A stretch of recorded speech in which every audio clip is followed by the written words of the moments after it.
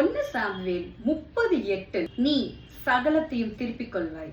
ஆமாங்க, சகலவற்றையும் திருப்பிக் கொள்வாய்னா என்ன தெரியுமா? 7 காரியங்களை தேவன் உங்க வாழ்க்கையில திருப்பி கொடுக்க உண்மை உள்ளவரா இருக்காரு. ஆரோக்கியமான ஒரு வாழ்க்கையை உங்களுக்கு கொடுக்க உண்மை உள்ளவரா இருக்காரு. சமாதானமான ஒரு வாழ்க்கையை கொடுக்க உண்மை உள்ளவரா இருக்காரு. மகிழ்ச்சி நிறைந்த ஒரு வாழ்க்கையை கொடுக்க உண்மை உள்ளவர் இருக்காரு. தேவ தயவு நீங்கள் எங்கே சென்றாலும் இருக்கும் என்பதை உறுதிப்படுத்துகிறார்.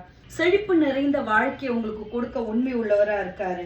பரிசுத்தமான ஒரு வாழ்க்கையை உங்களுக்கு கொடுக்க உண்மை உள்ளவரா இருக்காரு.